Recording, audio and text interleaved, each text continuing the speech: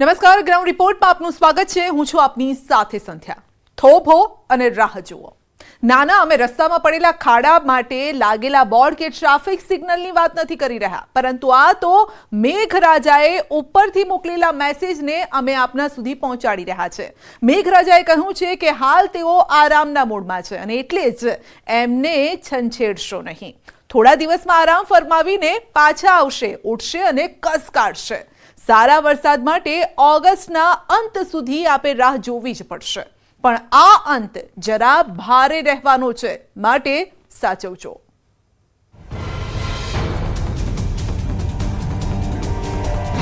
મેઘરાજા રીસામણી ચઢ્યા। જુલાઈમાં જોરદાર વરસ્યા, પરંતુ ઓગસ્ટમાં આરામના મૂડમાં। વાદળા બંધાય છે પણ વરસતા નથી। આકાશ કાળું ડિબાંગ થાય છે, પણ મેઘરાજા ધરતી પર છાંટોય વરસાવતા નથી। અને જાણે કે મેઘરાજા રીસામણે ચઢ્યા હોય તેમ છેલ્લા 10 દિવસથી ક્યાંય સારો વરસાદ નથી આપી રહ્યા। ઉત્તર અને દક્ષિણ ગુજરાતમાં પહેલા પાણીથી રેલમછેલ કરી નાખ્યું અને ત્યારબાદ કયા ખૂણામાં તેઓ ઘરી ગયા છે કે ખબર જ નથી પડતી। છેલ્લા 10 દિવસમાં રાજ્યમાં છૂટાછવાયા ક્યાંક છાંટા જોવા મળ્યા, પરંતુ વરસાદનું જોર ક્યાંય નથી। ત્યારે સાંભળો કે કેમ રીસામણે ચઢ્યા છે મેઘરાજા। પણ હાલ અરબી સમુદ્ર અને બંગાળની ખાડી છે સંપૂર્ણપણે નિષ્ક્રિય જોવા મળી રહ્યા છે અને ગુજરાત ઉપર કોઈ પ્રકારે વરસાદી સિસ્ટમ સક્રિય નથી। હવામાન વિભાગ મુજબ એક તરફ સૌરાષ્ટ્ર અને કચ્છમાં સિઝનનો સૌથી વધુ વરસાદ વરસ્યો છે, તેવામાં 2 મહિના પૂરા થવા છતાં હજુ કેટલાક વિસ્તારો સારા વરસાદની રાહ જોઈ રહ્યા છે। પરંતુ આવા સમયે જ એક સારા સમાચાર આવી રહ્યા છે। રક્ષાબંધનના શુભ અવસર પરથી જ રાજ્યમાં સારા વરસાદના એંધાણ વર્તાઈ રહ્યા છે। 17 ઓગસ્ટ બાદ દરિયામાં જોરદાર કરંટ આવશે।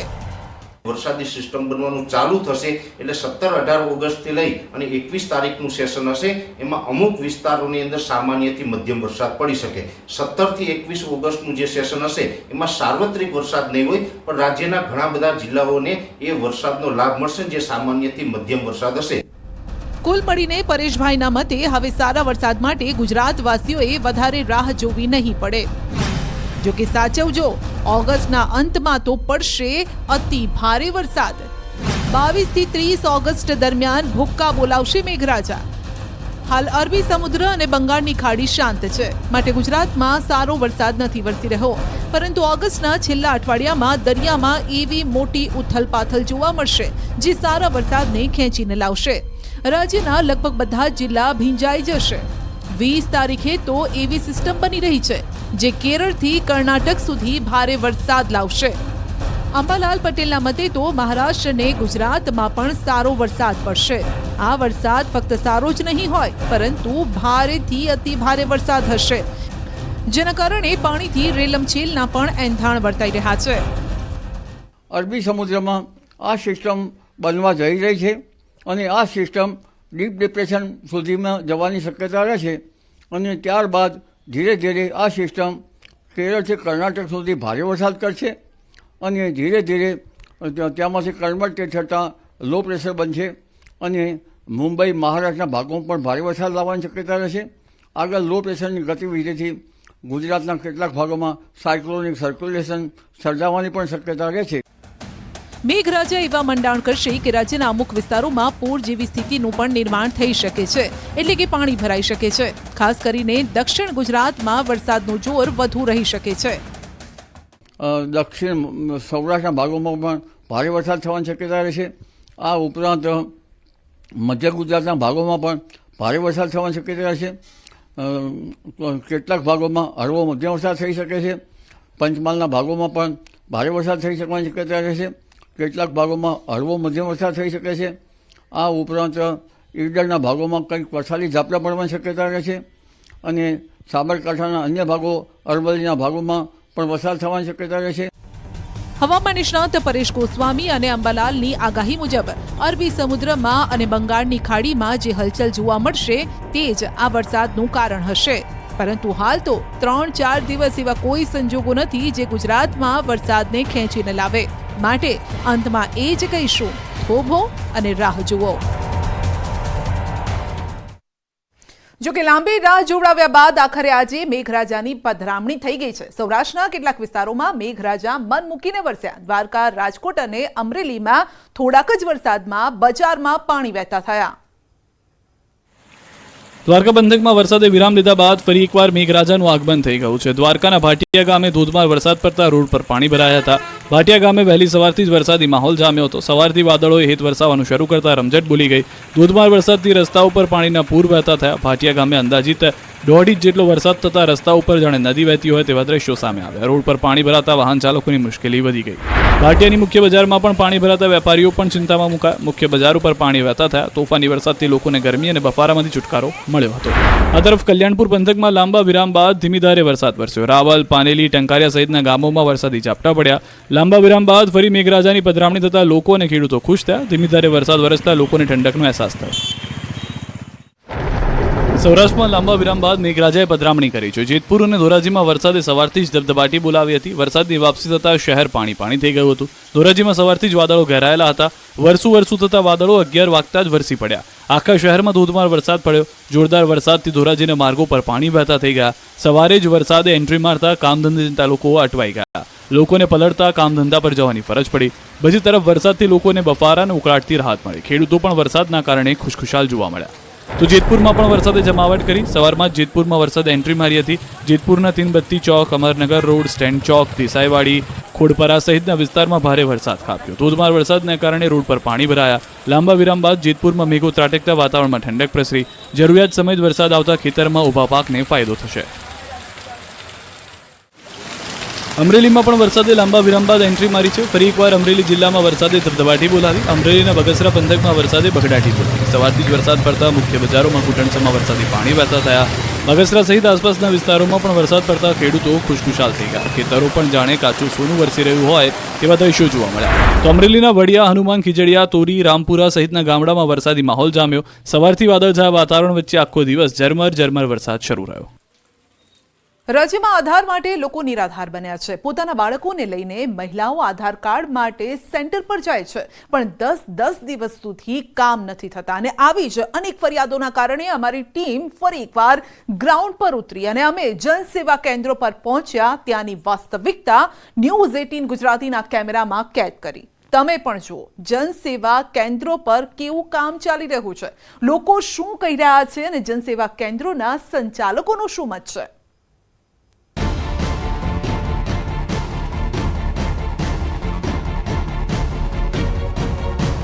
આધાર માટે લોકો નિરાધાર। 10 દિવસથી આટા ખાવી। આયોજનનો અભાવ ને લોકો ત્રાહિમામ। 150-200 જણાની લાઈન છે। આ 200 જણામાંથી 10 જણાના કામ ન થાય તો શું કરવાનું તમારે? મહિલાઓ પરેશાન, વૃદ્ધો પરેશાન અને બાળકો પણ પરેશાન। જાડી ચામડીના અધિકારીઓના આંખ આડા કાન। આધાર જરૂરી, પરંતુ આધાર કાર્ડની સુવિધાનો પાયો જ કાચો। આધાર કાર્ડ માટે ત્રીજો ધક્કો છે મારો અત્યારે। ને એ લોકો એમ કહે છે કે ભાઈ 10 વાગ્યામાં ટોકન લઈ જવાનું, પણ અમે 10 વાગે અહીંયા આવીએ છીએ તો ટોકન એક પણ મળતું નથી। બેબીનું આધાર કાર્ડ માટે 8 દીથી આવું 2 કલાક તો થઈ ગઈ, ઘરનું કામ મૂકીને આવ્યા હોય આપણે। એક નહીં, તાલુકાએ સમસ્યા। એક તરફ આધાર વગર એકે સરકારી કામ નથી થઈ શકતા, બીજી તરફ સરકારી કચેરીઓમાં નવા આધાર કાર્ડ કે આધાર કાર્ડમાં સુધારા માટે લોકો 10 દિવસ સુધી ધક્કા ખાઈ રહ્યા છે અને છતાં પણ આધાર કાર્ડનું કામ તો પૂરું જ નથી થતું। પહેલા વાત સુરેન્દ્રનગરની। આરોપ છે કે જિલ્લાના કોઈ તાલુકામાં આધાર કાર્ડ સેન્ટર સદંતર બંધ છે, તો કોઈ સેન્ટરમાં માત્ર આધાર અપડેટની જ કામગીરી થાય છે। તેમાંય વઢવાણ મામલતદાર કચેરીમાં આવેલું આધાર કાર્ડનું સેન્ટર તો લાંબા સમયથી બંધ છે, જેના કારણે શહેર અને તાલુકાના અરજદારોને ધક્કા ખાવા પડે છે। આજે જે જિલ્લા કલેક્ટર સેવા સદનની અંદર જે આધાર કાર્ડની કામગીરી ચાલુ છે, જે 23/7થી બંધ છે, જેમાં જે જન્મ તારીખ છે અને બીજા જે બાયોમેટ્રિક છે એવા અન્ય જે દસ્તાવેજી પુરાવા તરીકે ઉપયોગ થાય છે એવા બંધ છે। ખાલી માત્ર મોબાઈલ નંબર નખાય છે અને ફોટો અપડેટ થાય છે। એટલે જ હવે સુરેન્દ્રનગરના લોકો તંત્રની સિસ્ટમથી ત્રાહિમામ પોકારી ગયા છે અને માંગણી કરી રહ્યા છે કે હવે મહેરબાની કરો, નાગરિકોને હેરાન કરવાનું બંધ કરો. તો આમાં સિસ્ટમનો એક તમે ભાગ બનાવો અને પબ્લિકને હેરાન કરતી બંધ કરો, જેથી કરીને આજે માણસો અહીંયા ઠેઠ ધક્કો થાય છે, એનું આધાર કાર્ડનું કામ થતું નથી અને સ્કોલરશીપ ભરવાની હોય, કોઈને કોઈ દાખલો કઢાવવાનો હોય અને સરકાર ફરજિયાત જો આધાર કાર્ડનો ઉપયોગ કરતી હોય તો એના માટે તાત્કાલિક ફરજિયાત આધાર કાર્ડ 24 કલાકના એના હાથમાં આવે ને તો આ બધી ગ્રાન્ટો એમને લાભ મળે. આધાર કાર્ડ સેન્ટર પર અમને એક બહેન મળ્યા. તેઓ છેલ્લા 8 દિવસથી ધક્કા ખાઈ રહ્યા છે, પરંતુ આધાર કાર્ડનું કામ હજુ નિરાધાર છે. કેન્દ્ર પર ઉભેલા તમામ લોકોને મહિલાની સમસ્યા દેખાઈ રહી છે, પરંતુ ખબર નથી તંત્રએ કયા ચશ્મા પહેર્યા છે કે તેમને લોકોની સમસ્યા દેખાતી જ નથી. 8 દિવસથી થોડા કરાવીને પપ્પા આવતા હતા, પણ ઈ કઈ અમને કઈ કર્યું નહીં. પછી આજ હું આવી. કેટલી વારથી બેઠા હો? 8:30 ની 8:30 કેટલી વાર કલાક? 2 કલાક જેવું છે ને. 8:30 ના આવ્યા એટલે 10 વાગ્યા. જવાબ આપે હજી કઈ જવાબ ના આપ્યો. ઈ કે ઘડી કે 10 વાગ્યા આવે, ઘડી કે 11 વાગ્યા આવે. વઢવાણ મામલતદાર કચેરી ખાતે આવેલ આધાર કાર્ડનું સેન્ટર છે, જે છેલ્લા 1 અઠવાડિયા કરતા વધુ સમયથી બંધ હાલતમાં છે, જેના કારણે વઢવાણ શહેર તેમજ વઢવાણ તાલુકામાં 15 થી 20 કિલોમીટર દૂરથી આવતા ગ્રામ્ય વિસ્તારમાંથી આવતા લોકોને આધાર કાર્ડ માટે ખાસ કરીને ધક્કા ખાવાની નોબત આવી છે. ત્યારે જો સુરેન્દ્રનગર જિલ્લાની વાત કરવામાં આવે તો ક્યાંક ને ક્યાંક સુરેન્દ્રનગર જિલ્લામાં આધાર કાર્ડ કઢાવવા માટે લોકો નિરાધાર બન્યા હોય તેવી સ્થિતિ સર્જાઈ છે. એક તરફ લોકો આધાર કાર્ડ માટે નોંધારા બન્યા છે, બીજી તરફ તંત્રના અધિકારીઓને સાંભળો, જેઓ હોતા હૈ ચલતા હૈ જેવી વાતો કરે છે અને સિસ્ટમનો પાંગડો બચાવ કરે છે. સુધારા વધારા પૂરતી કામગીરી ચાલુ છે. નવા જે અપડેટ કરવાના છે તે કામગીરી ઉપરથી સોફ્ટવેરની તકલીફ હોવાથી, વધુ પડતી એરર આવતી હોવાથી દંડની રકમ ઓપરેટરોનો વધુ સહન ન કરવી પડે તે માટે કલેક્ટર સાહેબ દ્વારા આ કામગીરી હાલ બંધ રાખવા સૂચન થયું છે. આ તરફ સાબરકાંઠાના મુખ્ય મથક હિંમતનગરમાં પણ જનસેવા કેન્દ્રમાં લાલિયાવાડી ચાલતી હોવાનો આરોપ છે. અહીં રોજ જનસેવા કેન્દ્ર પર લાઈન લાગે છે, અરજદારો કલાકો સુધી બેસી રહે છે. ટોકનની વ્યવસ્થા છે, પરંતુ તે માત્ર નામની. બાળકોને લઈને આવેલા વાલીઓ કેવા હેરાન થઈ રહ્યા છે તે સાંભળો. બહુ ત્રાસ આપે છે આ છોકરા. ઘરે અમને બહુ જ વિચાર હેરાન કરે છે. અમે અહીંયા જવું, આમ કરવું, તેમ કરવું, અમને બહુ કંટાળો આવે છે. એટલે અમારી ઈચ્છા એવી છે કે અમને ગ્રામ પંચાયતમાં બધું કરી આપે. હિંમતનગરમાં આધાર કાર્ડમાં સુધારા વધારાનું માત્ર એક જ સેન્ટર છે, જેથી લોકોની માંગણી છે કે જનસેવા કેન્દ્રો જો વધારવામાં આવે તો લોકોની સમસ્યા થોડી હળવી થઈ શકે. આ બધું આધાર કાર્ડ જેમ તાલુકામાં થાય છે એ રીતના જો તાલુકામાં આધાર કાર્ડ નવું નીકળે અને કોઈને ત્યાંથી ગામડામાંથી અહીંયા આવવું ના પડે જિલ્લામાં, તો એ રીતની સુવિધા આપો તો વધારે સારું રહેશે. અરવલ્લીના મોડાસા, ભિલોડા, બાયડ વિસ્તારમાં લોકોને આધાર કાર્ડના કામમાં પારાવાર મુશ્કેલીનો સામનો કરવો પડે છે. લોકોનો દાવો છે કે વહેલી સવારથી તેઓ આવી જાય છે, પરંતુ ટોકન નંબર મેળવ્યા બાદ પણ તેમનો વારો નથી આવતો. પોતાના વારા માટે લાંબા સમય સુધી ઊભા રહેવું પડે છે. બાળકોને લઈને જમીન પર બેસવા મજબૂર છે આ લોકો. લીંબોઈથી આવે છે, જીવણપુરથી આવે છે, લીંબોઈથી આવે છે, બધી બાજુથી આવે છે. લોકોનું ભાડું અત્યારે 100 રૂપિયા ભાડું થાય છે, પણ અહીંયા કોઈ પણ એનો કોઈ નિરાકરણ નથી. એમ આ તરફ જામનગરમાં પણ કંઈક આવી સ્થિતિ છે. અમારી ટીમ જ્યારે જામનગર મહાનગરપાલિકા સંચાલિત આધાર કેન્દ્ર પર પહોંચી તો ત્યાં તાળું જોવા મળ્યું.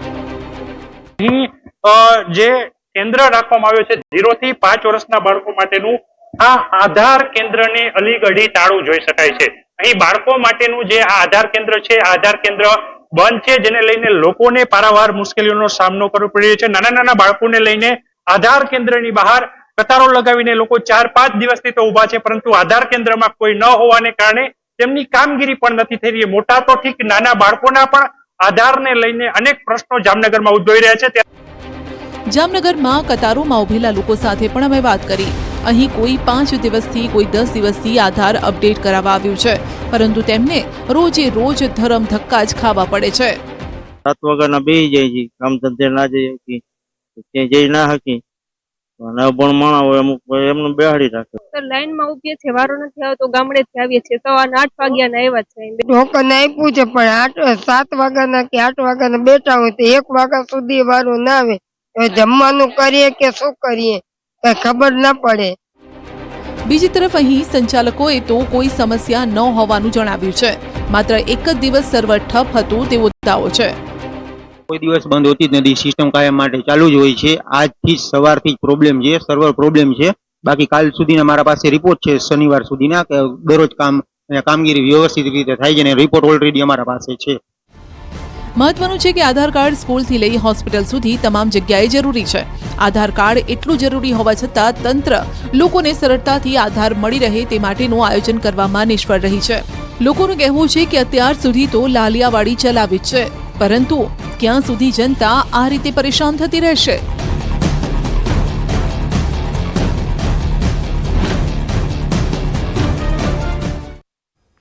વિશ્વનું બીજા નંબરનું સિરામિક ઉદ્યોગ મરણ પથારીએ છે. દિવસે ને દિવસે યુનિટો બંધ થઈ રહ્યા છે, કામ બંધ કરી દેવાઈ રહ્યું છે અને એક્સપોર્ટ વગર એટલો સામાન એકઠો થઈ રહ્યો છે કે હવે તો ગોડાઉનમાં પણ જગ્યા નથી.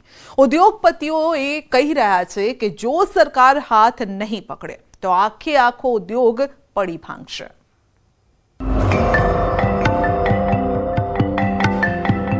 સિરામિક ઉદ્યોગને લાગ્યું મંદીનું ગ્રહણ. દરેક કંપનીની અંદર ગોડાઉનમાં માલ મૂકવાની જગ્યા નથી. 200 કારખાનાને લાગ્યા તાળા. હજુ નથી અટકી રહ્યો આંકડો. આવનારા સમયમાં અતિશય વધારે યુનિટ બંધ થવાની શક્યતા છે. મોરબીના 6 લાખ શ્રમિકોની રોજગારી પર સંકટ.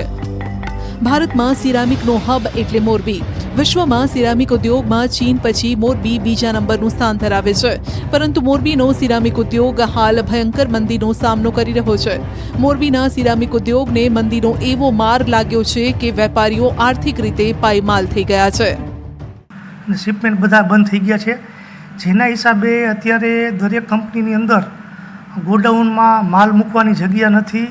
એટલે ના છૂટકે હાલમાં અમારે ઉદ્યોગ બંધ કરવા પડે, શટડાઉન લેવા પડે તેવી પરિસ્થિતિનું નિર્માણ થયું છે.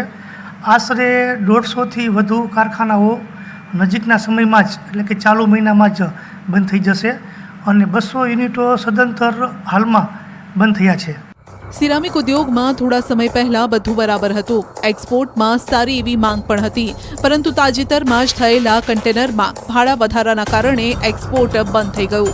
દાવો છે કે હાલ આશરે 5 થી 6 ગણો કન્ટેનરમાં ભાવ વધારો છે, જેથી એક્સપોર્ટ બંધ છે. બીજી તરફ ડોમેસ્ટિકમાં ડિમાન્ડ નથી, એટલે ઉદ્યોગને બંને તરફથી માર પડ્યો છે. કન્ટેનરના હિસાબે એક્સપોર્ટ બંધ છે, ઘણું ઘટી ગયું છે, કેમ કે ભાડા 2 થી 3 ગણા થઈ ગયા છે. એટલે સામે જે અમારે ઓર્ડર હતા એ લોકોએ અત્યારે સ્થગિત કરી દીધા છે. એટલે અત્યારે ટોટલી જે ડિસ્પેચ હતું એ 50%થી ઉપર અત્યારે બંધ થઈ ગયું છે. એટલે એ બધો માલનો જે અત્યારે વેપાર છે એ બધો ડોમેસ્ટિક ઉપર બોજ આવવાથી ડોમેસ્ટિકમાં પણ ભાવ કપાય છે, એટલે માર્જિન ગાળો અત્યારે નથી. એ સમયમાં સરકારે છેલ્લા હમણાં થોડા સમય પહેલાં થોડો ગેસનો ભાવ વધારો આવ્યો, એટલે ઇન્ડસ્ટ્રી આ રીતે લિક્વિડિટી અને આર્થિકમાં મુશ્કેલીમાં મુકાતી જાય છે. ઉદ્યોગપતિઓનો દાવો છે કે આ વખતે અંદાજે નિકાસ 20,000 કરોડ પર જવાની હતી, પરંતુ આ ભાડા વધારાના કારણે એ અટકી ગઈ છે. ઉપરથી અમેરિકામાં જે નિકાસ થતી હતી ત્યાં અત્યારે એન્ટી ડમ્પિંગ લાગવાની છે. પ્રોસેસ ચાલુ છે, જેથી મોરબીથી અમેરિકામાં થતી 30% નિકાસ બંધ છે. અત્યારે ડોમેસ્ટિક માર્કેટ અને એક્સપોર્ટ માર્કેટ બંનેમાં ફૂલ તકલીફનો માહોલ છે. એક્સપોર્ટમાં કન્ટેનરના ભાડાના હિસાબે થઈને બારે એક્સપોર્ટ થતું નથી અને ડોમેસ્ટિક માર્કેટમાં પણ અત્યારે કોઈ જાતનું બહુ લેવાલી છે નહીં. તો આવનારા સમયમાં સરકારશ્રીને અમારે વિનંતી છે કે આ ઉદ્યોગપતિઓ સામે અને ઉદ્યોગને ટકાવી રાખવા માટે થઈને થોડુંક અમને સમર્થન આપો. ઉદ્યોગ સાથે જોડાયેલા લોકોનું કહેવું છે કે ઉદ્યોગમાં એક નહીં અનેક મુશ્કેલીઓ છે. દાવો છે કે હાલના સમયમાં ટેકનોલોજીમાં જે બદલાવના કારણે જૂના કારખાના છે તેની મશીનરી બોજ બની છે. જે નવા પ્લાન્ટ આવતા હોય તેમાં નવી મશીનરી છે, એટલે બંનેમાં પડતર કોસ્ટનો મોટો તફાવત છે. જૂના યુનિટમાં પડતર ઊંચી છે, રો મટીરિયલની કોસ્ટ વધી છે, ગેસની કિંમતમાં વધારો થયો છે, જેના કારણે નાના અને જૂના યુનિટો માર્કેટમાં ટકી નથી શકતા. પ્લસ આપણે સિરામિક ઉદ્યોગમાં તે જે અગત્યનો છે ઓક્સિજન સમૂહ આપણા માટે ગુજરાત ગેસ નેચરલ ગેસ, જેના લાંબા સમયથી ભાવ વધારો થતો આવ્યો છે. એટલે અત્યારે બહુ પરિસ્થિતિ ખરાબ છે અને ઉપર જતાં અત્યારે હાઈકોર્ટનો પણ એક ચુકાદો આવ્યો છે જે 25% કોલ ગેસની પેનલ્ટી ભરવાની છે. પણ અત્યારે પરિસ્થિતિ ખરાબ હોવાથી તે પણ પૈસા ભરી શકાય એમ પરિસ્થિતિ નથી. એટલે અત્યારે આમ જોવો તો ઘણી મંદી છે. બીજી તરફ ઉદ્યોગોના ફટકાની અસર શ્રમિકોના ઘરના ચૂલા સુધી થઈ છે. સિરામિક ઉદ્યોગમાં મંદીના કારણે ઉદ્યોગ સાથે જોડાયેલા શ્રમિકોની રોજીરોટી છીનવાઈ છે. આ મંદીના કારણે અમે 5 થી 6 લાખ માણસ અત્યારે મોરબીમાં અંદાજે કામ કરતું હોય છે સાહેબ. તો હવે આ બંધ થાય તો અમારે એક કાયરે આ બધાને જવું ક્યાં? બેરોજગારીનો પ્રશ્ન સાહેબ મોટો ઊભો થઈ ગયો હોય અત્યારે. આ મોરબીમાં ઉદ્યોગપતિઓ સાથે શ્રમિકો પણ ચિંતાતુર છે. દાવો છે કે જો સરકાર તાત્કાલિક આ મામલે કોઈ નિર્ણય નહીં લે તો મંદીના ભરડામાં ઉદ્યોગપતિ સાથે 6 લાખ શ્રમિકો પણ પીસાઈ જશે. અતુલ જોશી, ન્યૂઝ 18 ગુજરાતી, મોરબી. જો તમને ઘરની જગ્યાએ બહારનું જમવાનું ભાવે છે તો ઘર કરતાં બહારનું ભોજન તમને વધુ સારું લાગે છે તો સાવધાન થઈ જજો. જીભને સ્વાદનો ચટાકો આપતું બહારનું ભોજન તમને હોસ્પિટલ પહોંચાડી શકે છે. સ્વાદના શોખીનો સાવધાન, બહાર જમતા પહેલા ચેતી જજો. પિઝાનો ચટાકો પડી શકે છે ભારે. હોટલનું જમવાનું બગાડી શકે છે તબિયત. ક્યારેક જમવામાંથી જીવાતો નીકળે, ક્યારેક માખી નીકળે તો ક્યારેક નીકળે આખી ગરોળી. જો તમે વારંવાર બહારનું ખાવા જતા હોય તો ચેતી જજો. તમે ઘરમાં બહારની તૈયાર વસ્તુઓ લાવતા હોય તો હવેથી ન લાવતા, કેમ કે ખાણીપીણીની વસ્તુઓમાંથી જીવજંતુઓ નીકળવાનો સિલસિલો હજુ પણ યથાવત છે. દેડકા, વંદા, માખી, ગરોળી બાદ હવે ફરી એકવાર ગ્રાહકને પિઝા સાથે માખી એકદમ ફ્રીમાં પીરસવામાં આવી. એટલે જ પિઝા ખાવાના શોખીનો સાવધાન થઈ જજો. વડોદરાના કારેલીબાગ વિસ્તારમાં એલએનટી સર્કલ પાસે આવેલા લાપીનોઝ પિઝાના આઉટલેટમાંથી ગ્રાહકે પિઝા ખરીદ્યા. જો કે આ પિઝાનો સ્વાદ તે માણી ન શક્યો. પિઝાનો સ્વાદ માણવા જતાં જ ગ્રાહકની નજર પિઝાના ટોપિંગ પર પડેલી 2 મૃત માખીઓ પર પડી, જે જોતા જ પિઝા ખાવાનો ગ્રાહકનો ઉત્સાહ આક્રોશમાં ફેરવાઈ ગયો. આ સ્લાઇસને અલગ કરવા જતાં ગ્રાહકને અન્ય સ્લાઇસમાંથી વાળ પણ મળી આવ્યો, જેથી ગ્રાહકે હોબાળો મચાવ્યો. તો રાજકોટ શહેરમાં પણ કંઈક આવી જ ઘટના બની. રાજકોટ શહેરમાં નાનખટાઈમાંથી માખી નીકળવાનો ગ્રાહકે આક્ષેપ કર્યો. દાવો છે કે રાજકોટના પાટીદાર ચોક પાસે બેકરીમાંથી અશોકભાઈ નામના વ્યક્તિએ નાનખટાઈ ખરીદી હતી. નાનખટાઈ ખાતા તેમાંથી માખી નીકળી. ગ્રાહકે દુકાનદારને ફરિયાદ કરતા તેમણે ઉડાવ જવાબ આપ્યો. માખી ચોટેલી તમે પાછી દેવાઈ ગયા. તો મેં એમને એવું કીધું કે આમાં માખી ને આવું બધું છે. કે કોઈ એક્સિડન્ટ આવી ગઈ છે, ભૂલ થઈ ગઈ છે. કે મેં તો કાંઈ વાંધો નહીં.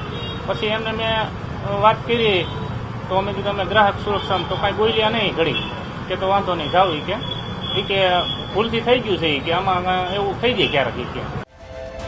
નાનખટાઈમાંથી માખી નીકળવા મામલે બેકરી સંચાલકે ગ્રાહક પર આક્ષેપ કરતા કહ્યું કે નાનખટાઈ બદલી આપવા કહ્યું તો ગ્રાહકે રૂપિયાની માંગ કરી. નીકળી છતાં મેં કીધું કાંઈ વાંધો નહીં, હવે તમારે શું કરવાનું છે, આનું તમને રિફંડ આપું અથવા તમારે કાંઈ વસ્તુ બીજી જોતી હોય તો એ આપું. તો એ ભાઈ સીધી મને ગુંડાગીરીની રીતે એવી રીતે કહેવા માંડ્યા.